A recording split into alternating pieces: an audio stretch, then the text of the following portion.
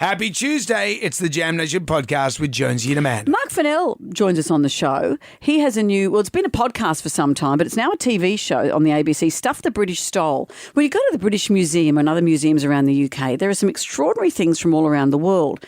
Extraordinary, yes. Stolen, yes. What about that? Also, let's talk about Millie, our executive producer, or boss lady Millie. Yeah. She had an interesting night with her mother. She had to escort her mother on her mum's hens night the other day, which was far more raucous than her own. So we look at Freaky Friday. When have you swapped roles with your parent? We'll go down to the Jonesy and Amanda Arms to put a lazy punt on.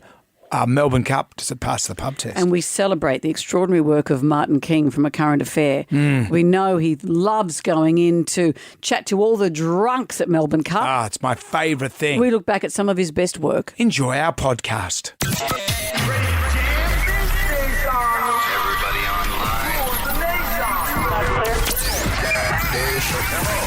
Right now, by the miracle of recording, we had so many requests for them to do it again. Mistress Amanda. Miss Keller. Amanda. Doesn't work alone. Wow, this is fantastic. Her friend is in a back room making the tools of the trade. I've heard them describe him as a drunken idiot. Sorry, I've been drinking beer. The legendary pirate Jonesy and Amanda the actress. Hello, Wiggles. Congratulations, Mandy. We're on the radio right now. Jonesy and Amanda, you're doing a great job. You have no empathy for anyone but yourself, you giant tool. Now's the time to hear good radio. Sorry, a bit of a tongue twist there. Jonesy and Amanda are here. It's showtime, a-holes. We're on the air. Well, hello there, Amanda. How are you today? I'm well, and how are you? Doing all right, getting good grades. Let's start with the cliches. It's the day that stops the nation. The race that stops the nation, not the day that stops the nation. I got my cliche wrong. You got it totally Start again. It's the race that stops the nation. The Melbourne Cup? The human race. Yes, Melbourne Club.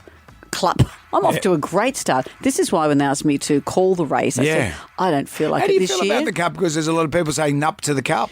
I'm not a fan of Melbourne Cup. I'm not a fan because I don't have any interest, but, then when people say about the little horsies breaking down and stuff, I go, well, that's sad. But I'm not really a horse guy to begin with. Not saying I don't care. I'm actually scared of horses. Are you? I think Mr. Ed damaged me enormously. What did he do? Just watching it. Oh, God. Yeah. More and more people I know are saying no to the Cup. It's interesting, isn't it? And we might put it in the same way that yesterday we put Halloween to the pub test, saying more people are embracing it. I wonder if less people are embracing Melbourne Cup. Having said that, you don't want to be a curmudgeon. If people want to go and have the afternoon off work and just goof off and enjoy a bit of social time, who am I to say don't do it? But as a personal choice, I'm not interested. Sure. Having said that, go on. cue the horses. He's a big fella. We have our annual Melbourne Cup sweep. And we're just establishing that we've got horses in the studio. Just running back and forth in a very small circle. Here we go. Come on. Easy. Are you the horse whisperer? Easy. Yeah, I'm good with horses. Are you? Yeah, it's because when I've I was... never seen you with a horse. I got trampled by a Shetland pony when I was a kid. You remember that? I do. I was throwing rocks at it, and which is not a good idea. Don't do but it. I thought it was further away No. because it was a Shetland pony. Yeah. I'd never seen a Shetland pony The before. perspective threw you. Well, my depth of perception wasn't good either. Yeah. So when I threw the rock at it, it just went and trampled me and ran over the top. Were your of it. parents concerned? And my dad laughed. Yeah. It would He be laughed funny to his see. head off. Well, in the same way that, remember, Elephant Man's mother was trampled by an elephant while she was pregnant. Remember that? And that's why he would look like an elephant. Case. He just had like some growth. I know he had a disease, but hormones the that have gone story, the belief was, the myth. So maybe you being trampled by a Shetland has given you a reaction to horses, maybe? Enormous genitals. Like on a Shetland. They're pretty big. In perspective. By humans. Yeah, but not by horse standards. I think You're they the are. Shetland of the human world. It's not a boast. Anyway, every call that makes it to air today gets into our Melbourne Cup suite. Yes, And if yes. your horse comes first, a 2-night stay at Seabreeze Beach Hotel in Southwest Rocks on the Central Nice. Coast and a $250 bistro voucher. Do you want to hear Jonesy's Smoky? Well, let's get to all the prizes first. Oh, okay. Second prize, a $300 Enzo's Cucina voucher. Yep. Third prize, a double Oh, pass. okay. We sound like community radio. No, reading this is- these They're great. prizes out. Stop. A double pass to 2023 Red Hot Summer Tour. Okay. And if your horse comes last, What do you get?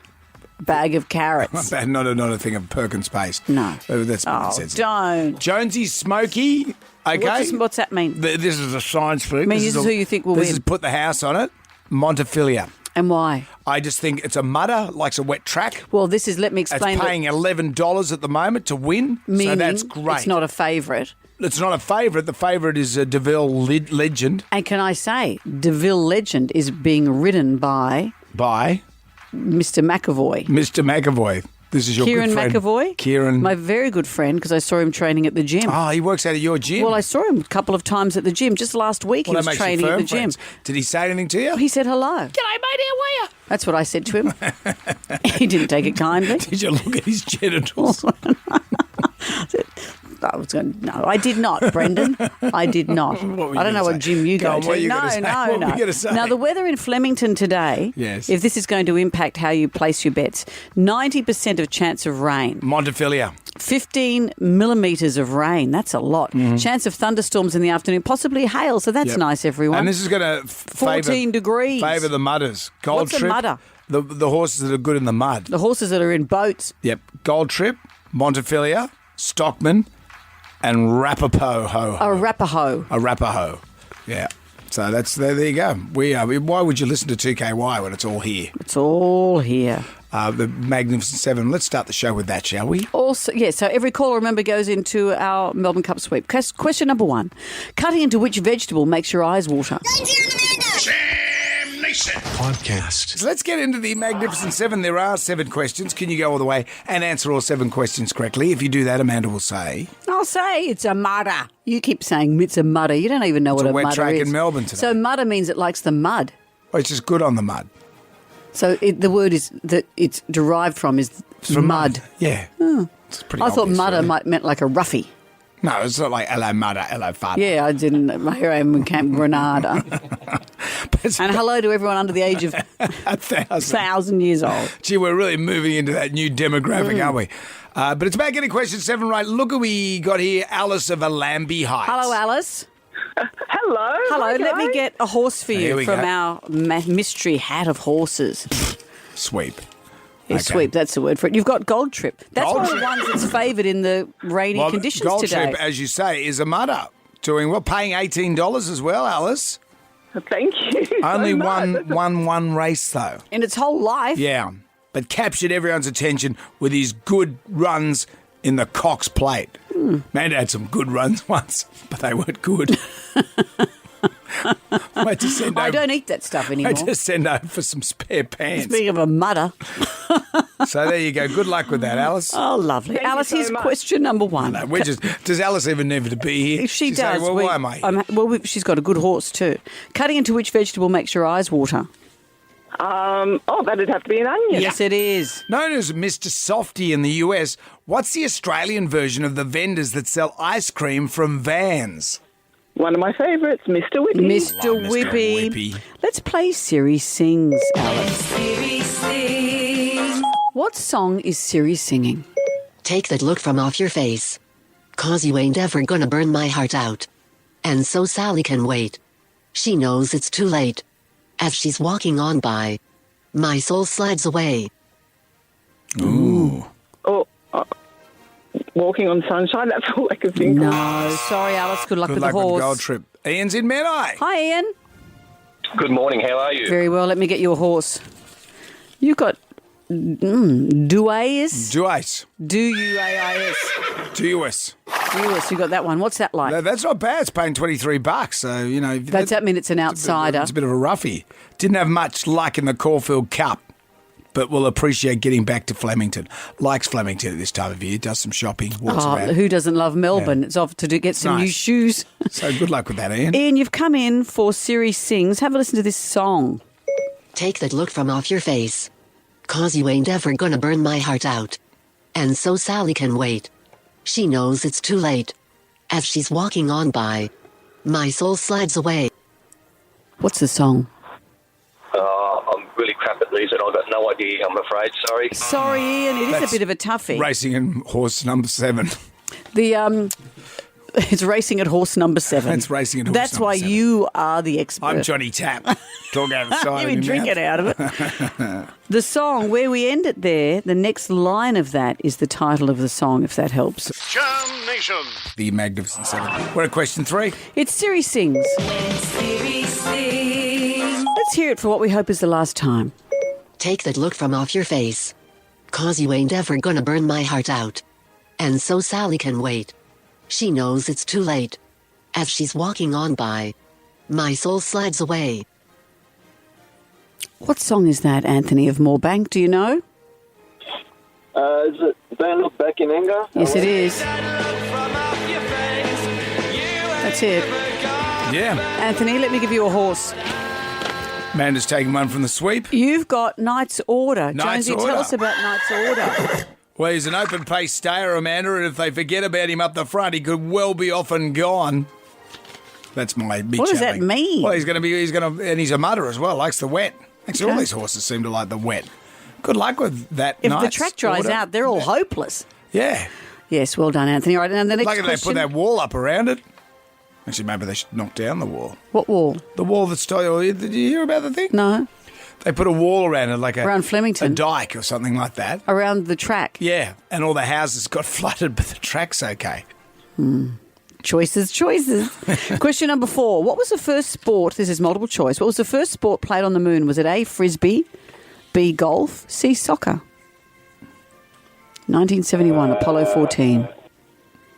I would go A, frisbee. No, it wasn't frisbee. Was of the time, but no. Steve's. What would you if you threw a frisbee in space? It'd just keep going. Would it? To eternity? Yeah, it wouldn't. You'd throw it and it would still be going. Well, someone would catch it. No, you couldn't catch it. Unless If you threw threw it. it to the person Yeah. directly. It wouldn't just stop? No, it would go for infinity. Really? Become space junk. It would. Steve's in the Central Coast. Hello, Steve. Let's get a horse for you. You've got Jonesy's favourite, Montefilia. Nay. Oh. That's man, what's wrong with Montefilia? That doesn't sound right. I've got a good vibe on Montefilia. Good in the wet. Yep. Mudder.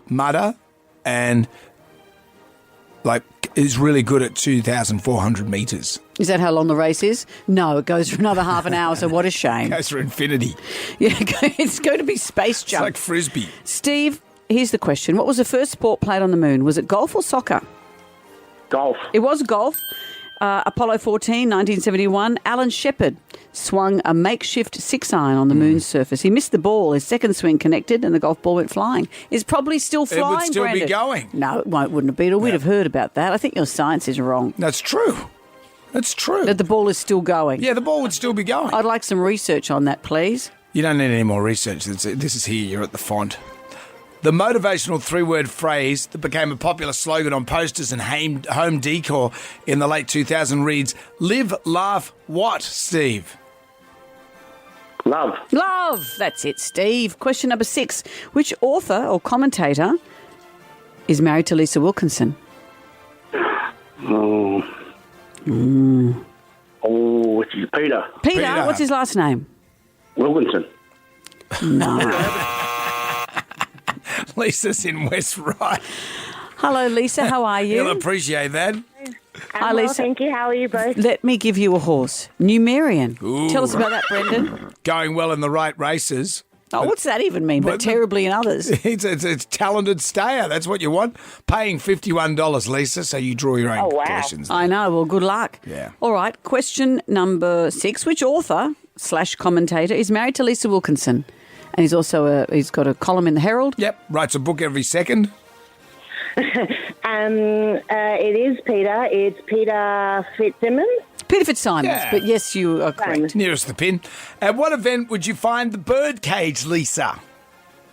What event? Where's the bird cage? What event?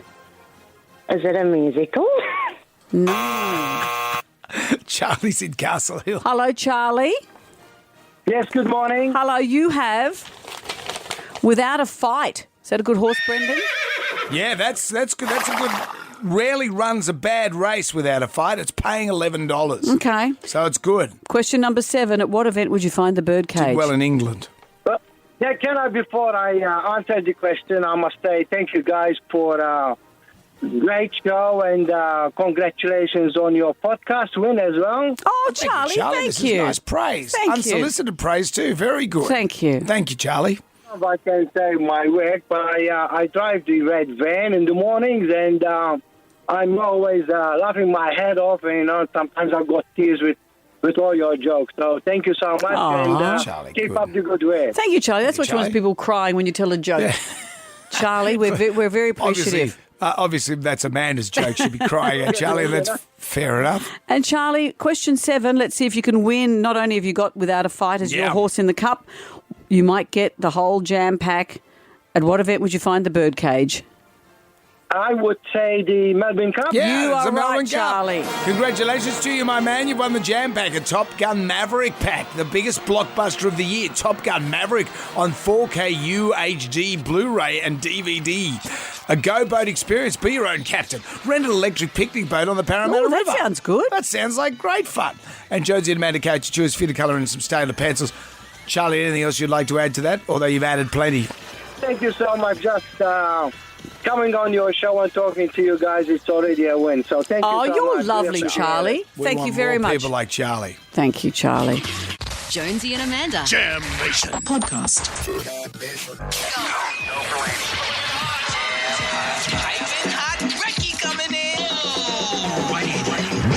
Hello there. The Jalmanac is our big book of musical facts. On this day in 2000, Robbie Williams offered to donate his bone marrow to save a fan's life. Isn't that A great? fan's life? A fan's life. Wow. He met with leukemia sufferer Joanna McVicker, and he said, I can't believe how easy it is to join the register. Since meeting Joanna, she explained to me the process, and if I can help save somebody's life, that's easy. Wow. Count me in. Good on him. Robbie asked his fans to sign up as potential donors after being told of the desperate shortage of male donors. Do you know how many people signed up on Robbie's say-so? How many? 40,000 people. That is so impressive. In Australia, you can register, by the way, at the Australian Bone Marrow Registry, ADMDR. No, it's ABMDR, I should say, .org.au. So I've offered my brain to science. I think they've got enough pen holders. I'm not using it right now, so, you can take it if you Yeah, want. you Just come and could scoop it out. stay alive. But good on you, Robbie Good on you, Williams. Robbie. Good on you. Jam Nation. You know, you're talking about the bone marrow donor. Yep. Not long after Harley and I got together, so this is over 30 years ago. In the biblical sense? In the biblical sense. So you'd consummated the relationship? I think we had, but You not think? for very long. Well, we had, but, we knew, very, very new. Yeah. And one of our colleagues who we were working with had leukemia, and we put our names down to be donors for this. And there's a series of forms you have to fill out. And so things like, have you had a sexually transmitted disease? I don't know if these are still the same questions, but this was 30 years ago. Do you have tattoos? Blah, blah, Yeah. blah. And I'd be sitting next to him and you'd start to move your folder around a bit, blocking a little bit. What have you got for question 4? No, you tell me. No, you tell me. What No, do you you got tell there? me. No cheating. You tell me. Did you have much action for Halloween yesterday? What do you, as in little kids coming around asking for lollies and stuff? No. I thought there would have been. So Well, you've got a steep driveway, as you've said, so that puts people off. You were happy for that. Well, it's not overly long or anything. It's just, it's steep. Mm. But I don't get Halloween. I missed the boat on Halloween. But I appreciate it now. Mm. I'm not an old curmudgeon. I bought some lollies just in case, Did some you? red frogs and some Allen's assorted lollies. And then no little kids came round. So what did you do with And then the my lollies? youngest came out of his little gaming cave. Your youngest, he is 20. 20, yeah. You make him sound like he's 3. He came out. He said, "Oh, red frogs." I said, "No, they're for the little kids that knock on the door dressed up as trick-or-treaters." And he went, and the next minute he's gone and put a devil mask on, walked out of the front door, knocked on it, walked back in, and taken the whole inventive. pack of red frogs. He is very inventive. I said, well, okay, happy Halloween, mate. Yeah. What about you? No, not really. But I did go for a walk in Positano yesterday. Go on. Well, go on. Harley bought a treadmill. I like to go out and walk the dog, but I've got sort of sore hips and stuff too. So I'm thinking that if I'd thrown the ball for the dog and all of that, and I thought, actually, I'll go on the treadmill because if I go for half an hour's walk and I'm sore, I'm half an hour from home. This way, I could just jump off the treadmill and sit on a couch. So I thought I'd try out his new treadmill. Yeah. And it's got this screen in it, and you press a button and you can pick places all around the world to go for a walk. The Positano thing. So I pressed Positano, and an American woman said, come with me, we're walking through Positano. And What is she, just like a tourist or? No. She's a fitness expert, and her husband does ones as well, and he does sort of endurance ones up the side of mountains and things. This was a walk through Positano, but there's hills and up and down, and when you go up, the treadmill goes up, and when it's you one go of down, it those. does all that, and it speeds up. She said, "Okay, this bit's going to be a bit of huff and puff just for 90 seconds, and then we'll plateau off." And so you do all that. I was anxious because someone's walking behind her with the camera. There's people on the path. What's to stop someone going meh, or pushing her in the water, or any of the things I felt like doing to her? Well, because you're not actually there. No, If but you were other there. people were there, real people. Yeah. You know, the definition of ignominy is the look on the face of a border collie who will run at the drop of a hat, looking up at their human on a treadmill. Why don't you walk around Coogee? That'd be Why nice. don't you take me for a walk, you feel? And do you see the sights? What sights do you see? So in she Positano? said, have a look. We're going through a little town, but through the port, the little harbour bit. It was so right. beautiful. So you just and you go down a little side street, and there's little shops. I wanted to get off and go in the shops. And then you walk past restaurants and people having glasses of wine and sitting at the water. right. You go, "Hey, why I don't we want to do stop that. here?" It's quite frustrating. Hey, Miss Activewear, I want to stop here and have some wine. End up back in my own lounge room. Look at the shops. I should stick to the guy who just takes me up the side of a mountain. Oh, you'd like that, wouldn't you? Okay. I didn't phrase that very well, did I? What you do on your weekends. Jonesy and Amanda. Jam Nation. Podcast. Millie Starling, you said that you had a very unusual night out with your mother. We'll just get the background. Do you mind me asking how old are you? I'm 33. Right, and your mum Bruce is Lee and Jesus' age. Yes. Yes, and you think of that every time you look at Millie. Bruce Lee and Jesus, an interesting mix for you. It's a good time, 33. Yeah, 33 is fun. And your mum's in her 50s. My mum is in her late 50s and she is getting married this weekend. Ooh. Yes. And are you okay with that? I mean, your parents are split up a number of years ago, so this isn't an issue with that. No, exactly. No, I'm really happy for Mum. I love her fiancé. He's really lovely. But what was funny is last weekend, which was quite an unusual experience, is I went on my mum's hens. So when I got married, and hilariously, I got married at the start of this year. So Mum and I both got married the same year. the same year. I suggested we did joint hens, and now I'm glad that we didn't do this. So my hens was a lovely lunch at a restaurant and just dancing to Taylor Swift at home with my friends later on in the evening. My mum's last weekend with her 15 friends was dinner, which was fine. And then we were walking down King's Cross with sashes, tiaras and penis water bottles. Of course, that's the standard. And It's standard when you're 20, I thought. Yes, we were off to a drag show on good. Oxford Street. So, Where we're at? Which one? There's a few. well, see, this is the thing. You want to go to Stonewall if Yeah. you're going to go to a drag show because that's where That's you where know, it happens. That's where it happens. Unfortunately, Mum and her friends were told by the bouncer that they were too old. So They said too old for a drag queen establishment. That's their bread and butter. I know. Well, I know, and I felt so sorry for them because they were lining up and they just thought they were so wild and hilarious. Anyway, the bouncer comes up to Mum and says, "You're too drunk, you can't come in." Right. Anyway, Mum was like, "I'm not drunk," as she's wearing a sash with a tiara with a penis water bottle in her hand. Anyway, so then for a while, they said, "Listen, you're not going to leave us alone. You're just too old." You're too old. Sad. I know. So we went across the road to a bit of a budget drag show and that was really fun. That was all good. And I actually ended up leaving Mum and her friends because I thought that I was sort of being a bit of a handbrake and I just wanted them to have fun on their own. It's like you've swapped roles because usually it's the mother and the mother-in-law who just go out for the nice dinner bit and I'll leave you girls to it so you can be a bit wild. You were doing that with your mother. That was me, making sure everyone wasn't looking too messy, making sure everyone had a drink. Yes. And then leaving so they could get on with it. Yeah. And they stayed out till all hours. I was home by 10:30.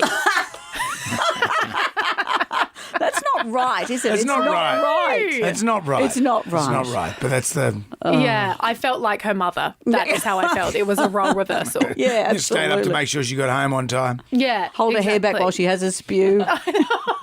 This is your life. See, 33. because suddenly you're a bigger adult. That's than big than adult someone in their time. 50s. I look where we are now. Like we're in full-on adult times now. Yeah. It's over for us.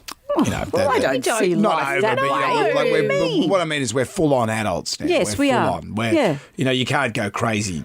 But you know what? this age. At this age, with you being of your age and your mum, the roles can reverse because your mum might be saying, I'm Yeah. not looking after little kids anymore. I'm going out on the rantan, and you've got a responsible job. You Yeah. have a life that you need to maintain. So you've become the sensible It's one. like Freaky Friday. It is. It is You've like done Freaky the Friday. switcheroo. I've already got married this year. I don't need to do it again. No, don't do it again. Jam Nation. Our executive producer, her mum's getting married this weekend, and Millie went with her mum for her hens night. Millie's own hens night, when she got married earlier this year, involved going to a nice restaurant with her girlfriends and then going back to her house and dancing to Taylor Swift songs.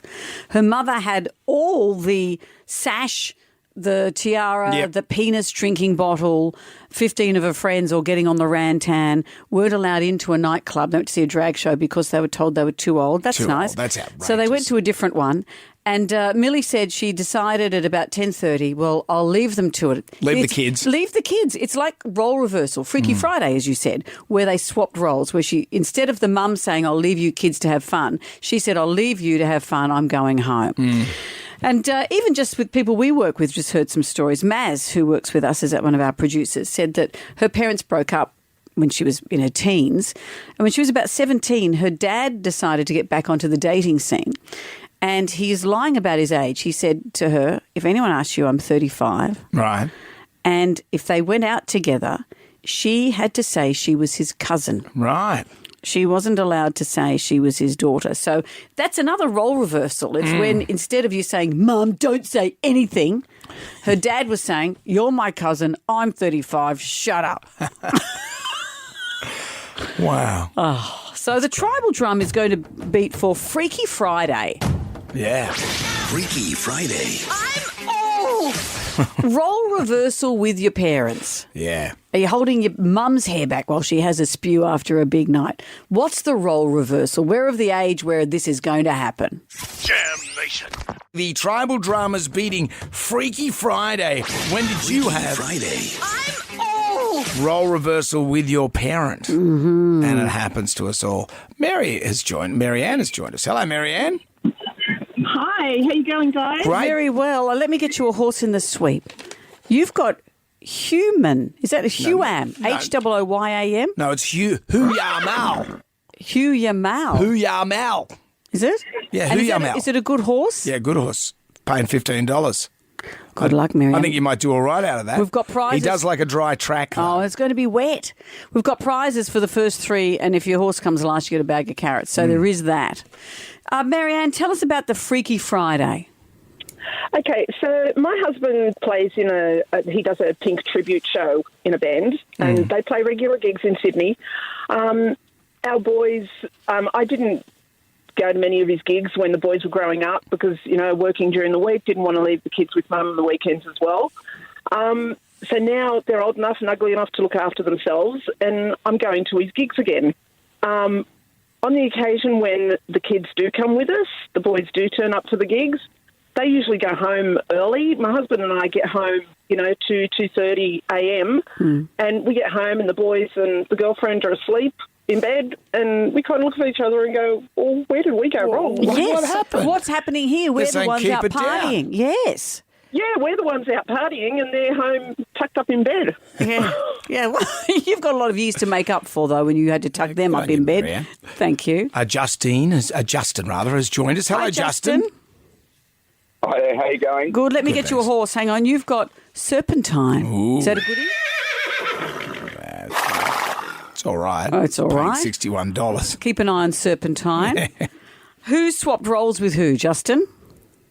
So when I was 20, I was just about to go on exchange for uni overseas, and so I had a farewell party at home, and I invited all my uni friends and some of my high school friends, and one of my friends bought a beer bong, which is pretty much a big funnel, and you pour beer down it, and someone drinks from the other end. And I like how Amanda's sitting there going, I've never seen this No, I thing don't think I before." have seen a beer bong. Come on. No, I haven't. Continue, Justin. it's like this little makeshift thing. And anyway, it was pretty popular back in the day when I was sort of growing up. And anyway, you usually crouch down and someone, pours beer down the funnel. And for my farewell party, my mum decided to have a go. Oh. But rather than just sort of crouch down on the ground, she actually did it in a handstand and then had I think it was a cruiser or something, poured down the beer bong, and all of my friends videoed it, and they still send me videos of it to this day. Oh, she's gone viral, your mum. How many years ago was that, Justin? I think it was 2014, so there you go. A decent amount of time has passed, but the memory has not faded. No, a handstand with a Bacardi breezer down the beer bong. That's a hell of a hangover waiting to happen, isn't it? That's just a lot. Wow. Jonesy and Amanda. Jam Nation. Podcast. Wakey, wakey. Let's rise and shine. It's too early. Get your ass out of bed. Today, the Tribal Drummers beating Freaky Friday. When did you have a role reversal with a parent? Freaky Friday. I'm old. What started all this was Millie, our executive producer, went on her mum's hens night last weekend.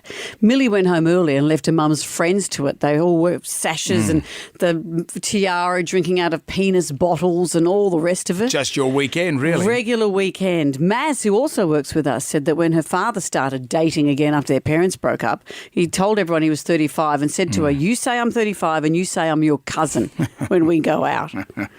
Peter's joined us. Hello, Peter.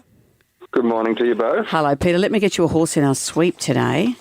Yeah. You've got, how do you pronounce that? Daquian Sweet? Daquian Sweet. Nay. Oh. What do you mean, nay? It only ran 10th in Bart Cummings' last start. All right. So, come on. But, you still have to be pretty good to get in the Melbourne Cup. It's paying $51, so, Pete, good luck with there that. you go, Pete. And what was the Freaky Friday situation? Well, back at my 21st, all the leading up to it, my father kept saying to me, now you've got to pace yourself. You don't want to get too drunk too early. You've got to pace yourself, blah, blah, blah. Kept going on.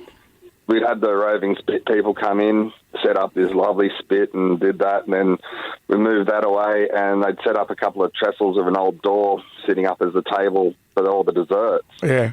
My father's walked out, hit one of the trestles, knocked it down, so the table's just boom, one end down, all the desserts end up in a big pile on the floor. Oh. All I could do was turn around and go, pace yourself. You've got to pace yourself, Dad.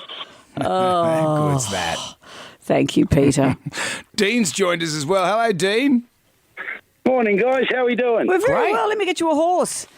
What's Dean got? Grand Promenade. Grand Promenade. Is it a goodie? Well, the thing about Grand Promenade, it does well in the dry. Oh, and it's going to be wet. As wet as it's going to be wet, but and it's paying $81. Oh, there you go. All right, congratulations, Dean, with that one. What was Freaky Friday? Okay, well, when I first joined the Navy back in '88, I had fun and it was all good. And then I left the Navy. And what they do is they give you what they call a passing out piss up. Yep. Pardon the expression. And my mum decided to come along and just enjoy the evening as well. So I'm there with a whole group of sailors off HMAS Brisbane and my mother.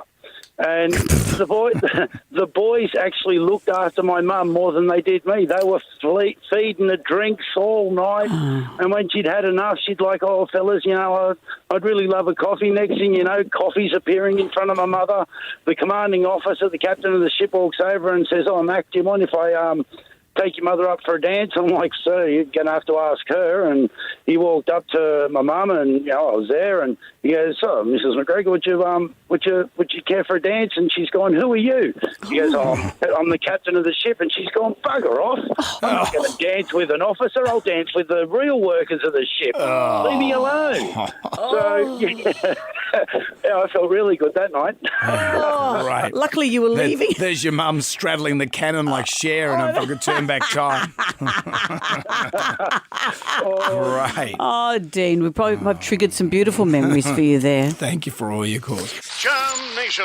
Let's get on down to the Jonesy and Amanda Arms. Today it's Melbourne Cup here. You can't move throughout the place. There's Melbourne Cup fair going on. Here? Yeah, the Jonesy and Amanda Arms. The TAB's running, putting the bets on. Is that a hat you're wearing? I wondered. I've got a hat. The horses are here. Okay, I think we've established that we're faking it with sound effects. We're not faking it with sound effects. This is real. How do you feel about the Melbourne Cup most Australians will still put on, or many Australians still put on a bet, even if they don't normally bet. People who don't necessarily like the Melbourne Cup might still put on a bet. But they've done a poll recently that found that 3/4 of people, 72% says here, believe the Melbourne Cup is a unique part of the Australian national identity. But that's down 6 percentage points since 2019.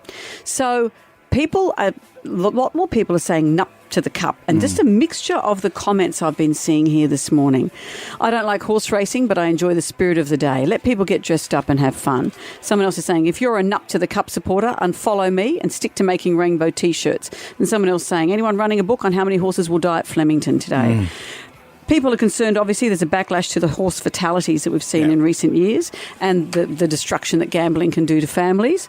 But other people say it's one day of a year for everyone to dress up, have a drink at work and just enjoy yourself. How do you feel? What do you think? Melbourne Cup, does it pass the pub test? The irony, when you ring through, you get a horsey in our little sweep. That is true. But you don't have to have the horsey in the sweep. We're not forcing it on you if you don't want it, but that's there for you. It is an irony. Life is full of them. That is life. What can you do? Jam Nation. Freaky Friday. When did you have a role reversal with a parent? Freaky Friday. I know it's a Tuesday. We've been getting great calls this morning and more have just come through. Good morning, Colleen. Good morning, guys. How are we? I thought Amanda was to say, good morning, caller. Good morning, caller. Over. Like old Let me give you a horse. That's AM right there. In our Melbourne Cup sweep, you've got Arapaho. Arapaho. I like the name Arapaho. Is it a good horse? Tough horsey, but paying $71. So good luck with that. How was the Freaky Friday? What happened? Okay, it was quite a few years ago. It was my mum's birthday, and we went to the club, and a few of her friends come up. We all went to the club, and after dinner, they finished their glass of wine, and Mum's like, I'm not ready to go home yet.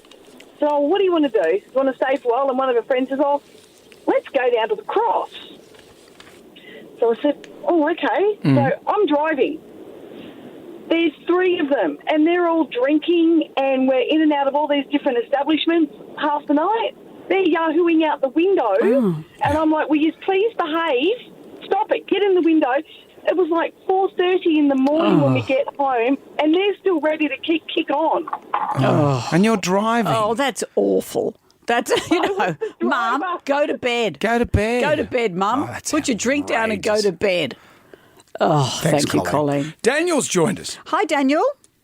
G'day, Josie. Amanda, how you going? Very well. Let me give you a horse in our sweep. You've got Emissary. Is that how you say Emissary. that? Emissary?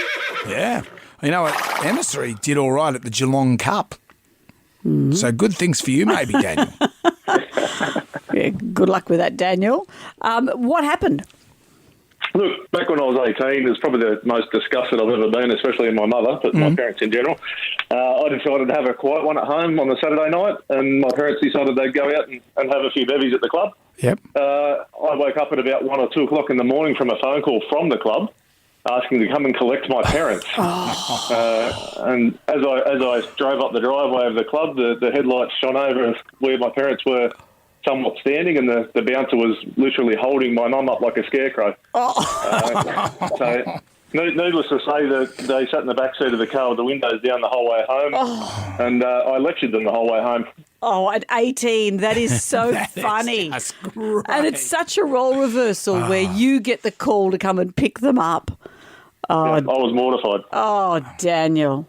Your behaviour is dreadful, That's you two. That's hilarious. And at least Grow up. Spew in your car. We are grown up. Oh, Daniel, thank you. Thank you. Jonesy and Amanda. Jam Nation. Podcast. I want you to get up right now. I feel like I'm taking crazy pills. Go to your windows, open them, and stick your head out and yell, I'm as mad as hell. I'm not going to take this anymore. Down to the Jonesy and Amanda Arms for the pub test today. The Melbourne Cup. Does it pass the pub test? Well, Australians often define themselves by the Melbourne Cup, but it seems like more and more people are saying nup to the cup, whether it's a question of the horse fatalities involved or just the gambling industry involved. Some people are saying, I'm just not interested. Others are saying, hey, it's a chance to kick back and enjoy ourselves. Sure. So how do you feel? Melbourne Cup, does it pass the pub test? Whether you're in Melbourne or whether you're anywhere, it's a great chance to get people together and just have a really good time. And if you like racing, it's even better. Someone at our school is on the social committee and is nup to the cup. So no sweep for us at school. I'll have to find a CAB. I don't like betting on the Melbourne Cup because if the horse falls down, they break his leg, they've got to put it down. If they can give a human a knee replacement, why can't they fix the horse instead of putting it down? To me, it's just cruelty to animals. I think it's great. I really enjoy the thrill of the day. I don't worry about betting any other time, just Melbourne Cup Day. Let everyone just have an amazing day. Look, I just think it's a lot of fun. It gets together everyone at work. Everyone just gets excited on the day. Yeah, it definitely should be still a part of the whole Australian identity. The Nuts of the Cup thing, well, there's a lot of accidents that happen in all other horse racing sports. I've got a horse and she is an ex-race horse and I still love the Melbourne Cup. So, yeah, why not? I'm a counsellor and work in a family relationship centre, and sadly we have the fallout of the losses of the Melbourne Cup. Quite often the rate of domestic and family violence goes up the day after Melbourne Cup. My dad and I always have a little punt, and this has been our first one without my dad, so I'm betting for my dad this year. It's a lot of things, bag, isn't it? It's a lot of things. There's a lot of emotion around today. You know, if the Melbourne Cup didn't exist, what would Martin King of the Current Affair do? He's gearing up for a big day. We always like Marty just wandering around the birdcage and it's not the birdcage. He goes to the general admission Martin part. King in the wild. Yeah, where people are eating out of a bin. People pretend to be ibises on a day like this. Podcast. Melbourne Cup Day. Melbourne Cup Day, it means a lot of things to a lot of people. We just heard on our pub test that how controversial it is for some. For Martin King, he's getting up this morning thinking, what will I encounter this afternoon? And Martin King is a long-term reporter, senior reporter for Current Affairs. That's right, but every year he finds himself at Melbourne Cup. Do you remember that time we ran into him? How at a charity event. And I was talking to Martin. I introduced myself and I said, Martin, we're big fans of your work. We love it. And he doesn't know that we... Well, I didn't know he didn't know because you said, I've just been telling Martin how we use his work. And so I came over and said, oh, yeah, we play all your stuff when you're in the Melbourne Cup. He looked slightly horrified. And then all of a sudden he went, okay, I'll see you guys. Yeah, he found other people to talk to. For those unfamiliar with Martin King at Melbourne Cup, basically he goes into the general population. The general area. He waits till everyone's written off. Yeah. And then he wanders through. But he seems to do a lot of spade work on ladies and for his own ego. He talks to more women than men. Oh, there goes my belt. My pants are falling down. You said I had a nice package. Well, we said you were the total package. Oh, sorry, I misinterpreted that. I'm just so used to the other one. So can I ask you why you're having your lunch and your drinks on top of a rubbish bin? Because there's no tables. Let's be honest, I'm not wearing a bra right now. This is when it gets messy. Dirty girl. Dirty girl. That dirty girl. So now you got me interested. That dirty girl. What do dirty girls do? Oh. I leave that up to your imagination. I say, wouldn't you like to know? Who are you wearing? This is Canali. Oh, nice. I can hardly afford it. Martin King, the king of the track. Would you like to take me home? Yeah. Oh, Martin. Have you got a husband? Do you think I'm still the total package? You're a silver fox, like 10 out of 10.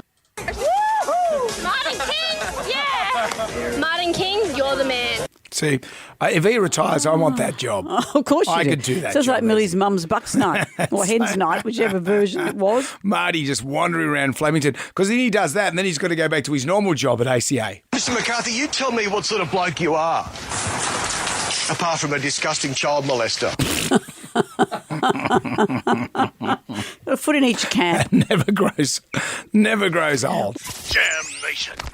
Throughout its reign, the British Empire stole a lot of stuff.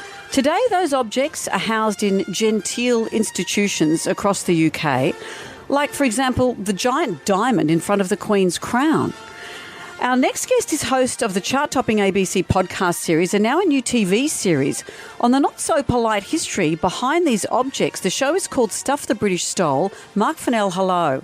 Hello, how are you? Very well. Great. I think people would be shocked to hear where a lot of this stuff came from, and I think people starting to have a different attitude about it now.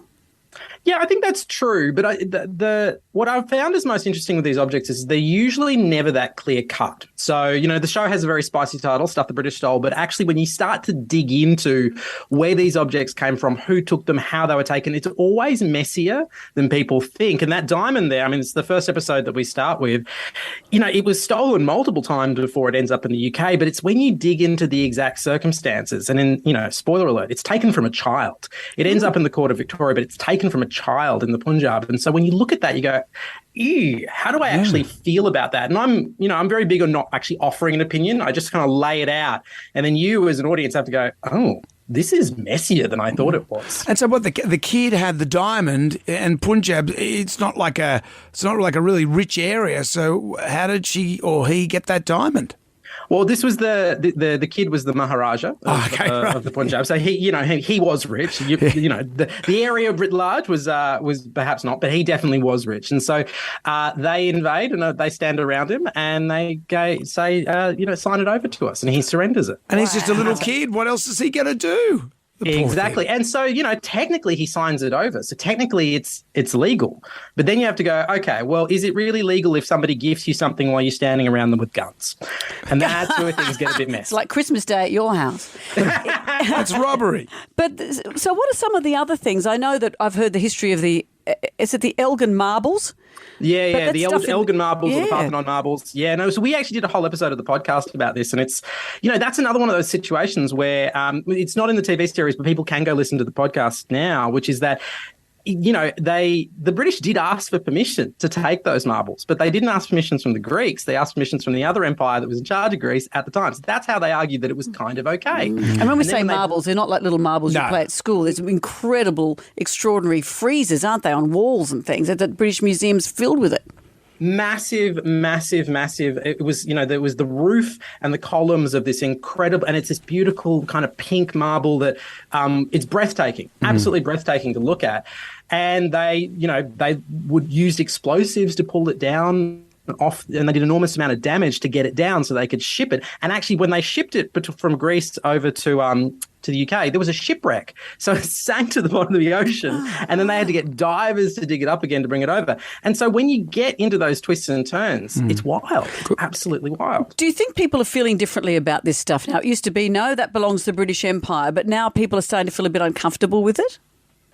That's a good question. I never quite know how to predict how people will react. So even, you know, with this series, as it's come out and we've started having ads on TV, people have been like, oh, but they also kind of saved it as well. And the funny thing is, in some cases, you could argue that's true. So one of the objects that we have, and it's not just about stuff that ends up in the British Isles, it's also about the British Empire writ large. There's a lot of objects we do on the series that actually end up in Australia. And one of those objects, it lives in Canberra in the Australian War Memorial. And the argument was that, hey, we're saving it. And that may actually be true. But now, fast forward to 2022, and you've got people back in this case from Palestine where it was taken who are like, actually, we'd kind of like it back now. Right. And it's been here since the 1940s. So what do we do? And I think those are really important questions that, you know, you think they're kind of removed from people's lives, but it's about people's feelings. Yeah. You talk to any Greek person about the Parthenon marbles and the feeling is very strong. You talk to Indians about that diamond, it's very strong. The object is part of it, but it's how we feel about it that's really important. Because you look at the Taliban, they were just blowing everything up, all that iconography, so all that good stuff that was around. And obviously you couldn't take those giant statues that they blew up. But, you know, there is... You'd rather they survived somewhere. You would rather they'd still be around. Totally. I mean, interestingly, that diamond that's in the very first episode, multiple countries claim it. One of those countries is India, another one is Pakistan, but also the Taliban, because it spent a period of its history in Afghanistan. The Taliban have also asked for it back too. So you get this situation where, because these objects move around through history, suddenly multiple different countries can make claims on it. Oh, and that makes wow. it messier. Imagine that phone call. It hurts my head. Imagine that phone call. It's the Taliban. Hello, I want my diamond back. Mate, we've got India on the line and we've got Pakistan as well. This is fascinating. Make it a group Zoom call. And everybody can hash it out. It's a Zoom chat. There you go. Pakistan's left the meeting. Well, I can't wait to see this. Yeah, this is great. Mark, Stuff the British Stole. It starts tonight, 8 o'clock on ABC and ABC iView. Mark Fennell, thank you for joining us. The pleasure is entirely mine. Thank you so much for having me. Jonesy and Amanda. Jam Nation podcast.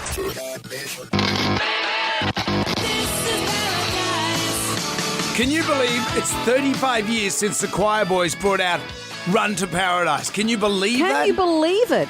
And even more, would you like to watch them perform that and other songs at a private residence at the Northern Beaches? We are calling this our Paradise Jam. So we're going to have this very glamorous house. We're going to have very glamorous people. Some conditions apply because we're going. Food, drink, and a performance by the Choir Boys. What's your favourite Choir Boys song other than Run to Paradise? Go on, just say one. Go on. Happy Birthday. Happy Birthday. What's yours? Oh, I like Struggle Town. Whoa. Yes, I know that one. I do know that one. Yeah, Boys Will Be Boys. I know Boys Will Be Boys. That's a great song. And Happy Birthday. And Happy Birthday. You know who's with us? Tell me. Meg of Bondi. Hi, Meg. Hi, how you going? Very well. Not only are you going to come along to our Paradise Jam. You're there, Meg. I have a horse for you in our Melbourne Cup suite. You've got Luna Flair. Is that a good one, Brendan? Luna Flair. Actually, Luna Flair's getting a bit of a vet check at the moment. There might be a little lameness about Luna Flair. Oh, are you allowed to say that out loud? Are you just making that up? No, I'm not making it up. Where's your insider information? I'll do the science speak. Don't put any money on it, I'm just saying. Oh, well, that's a big call to make, unless this is official information. Well, it's official information that I got from a roughie. Are you reading it out of the paper? No, it's not even written in the paper. So there you go. Well, so don't take Jonesy's word for anything. Don't take my word for anything at all. Well, we look forward to seeing you there, Meg. Sounds fantastic. Yeah, what about the horse or about the Paradise Jam? Going to Paradise Jam sounds You're going to love it. amazing. It's going to be great. We'll look forward to seeing you there, Meg. It's all thanks to Tyre Power, 100% Australian owned and operated since 1977. Jam Nation. Breaking news, I'm just doing a bit of side speak. Luna Flair, we just gave that to Meg of Bondi in our little sweepy there. It's been officially scratched there. Officially So my scratched. mail was right. Your mail. And I'm saying things like mail and the tip and hot tip and get on the punt. Talk out the side of your mouth. Say things like, You'll be wearing a flogs and barrel in about an hour. work at a Triple M. So there you go. So what's been scratched? So Luna Flair's been scratched. We'll give Meg another horse. We'll give her Smoke and Romans. I've drawn Smoke and Romans. Is that Smoke and Romance or Romans? No, Smoke and Romans. Very easy for he won the Naturalism Stakes. So it's a The nudist. Naturalism It's a Stakes. nudist horse. Oh, Around the nude. wow. How is it that a horse can get to run around the nude and I can't? Oh, sweating. You know. It's just not fair. People get pay horses to impregnate their own, and you don't get paid Why don't I anything. get paid? Well, because I'm sterile now. Sad.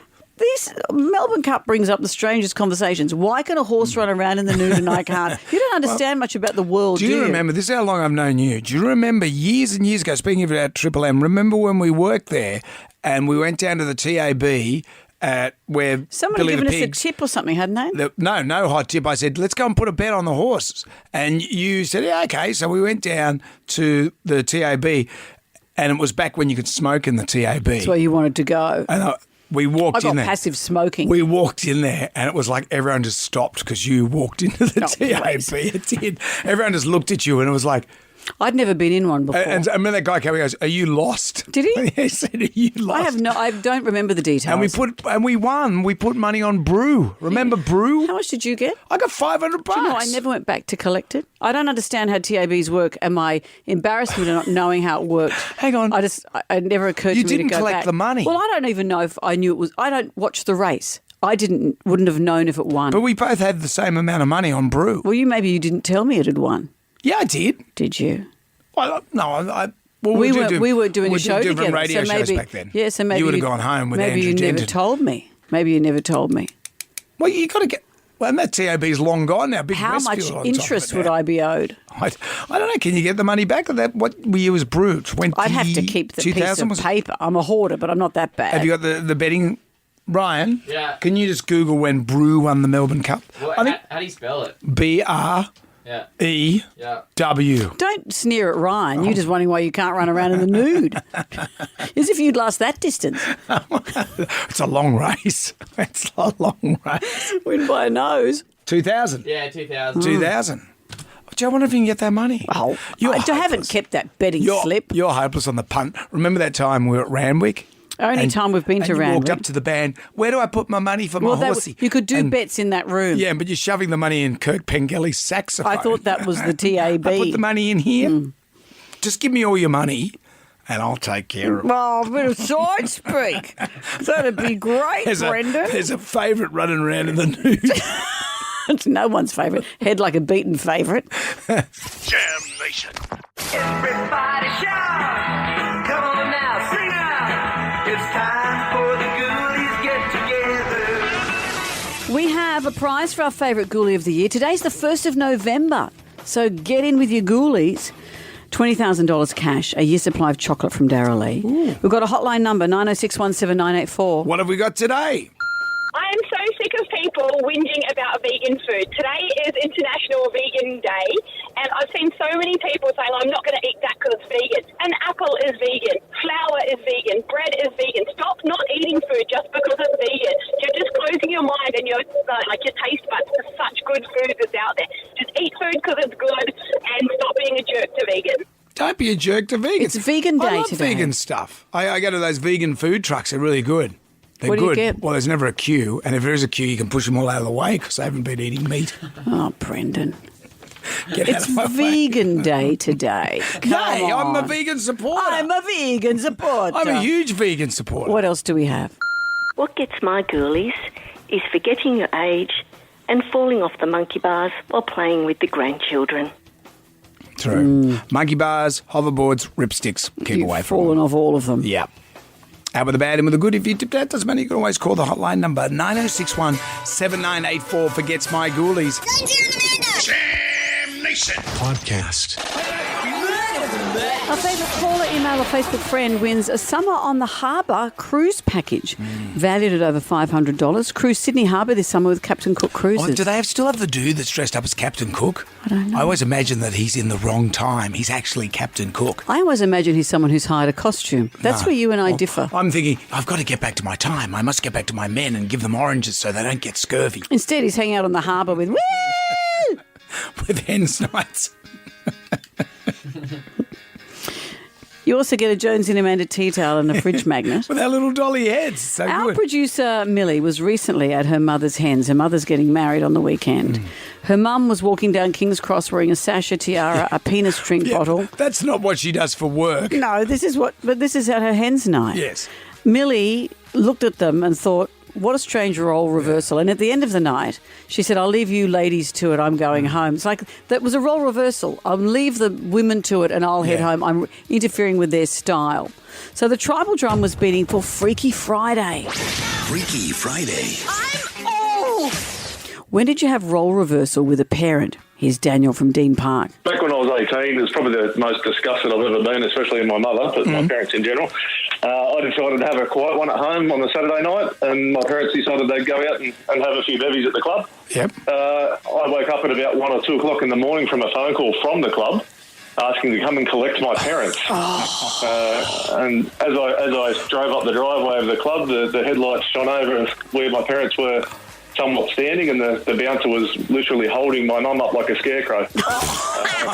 So, needless to say, that they sat in the back seat of the car with the windows down the whole way home, and I lectured them the whole way home. He was 18. That is hilarious. 18. You know, Millie's mum phoned Millie and said, I Was she heard you upset? talking on the radio. The only thing that upset her was that Millie said she was late 50s, when in fact she's mid-50s. The rest of it was fine. Righto, you two. That's enough. Guess who's back? Ugly Phil is back. Ugly Phil is back. He's been on leave for ages. What are you, working in the... What's a place that gets Oh, long this leave? sentence is going nowhere. You're working in a place where people work and go away. He's got tickets for you to Sydney's biggest concerts and events with WSFM's box office. Indeed. We'll be back from 6 tonight for Jam Nation. See you then. Good day to you. Well, thank God that's over. Goodbye. Goodbye. Wipe the tear, baby dear, from your eye. Catch Jonesy and Amanda's podcast on the iHeartRadio app or wherever you get your podcasts.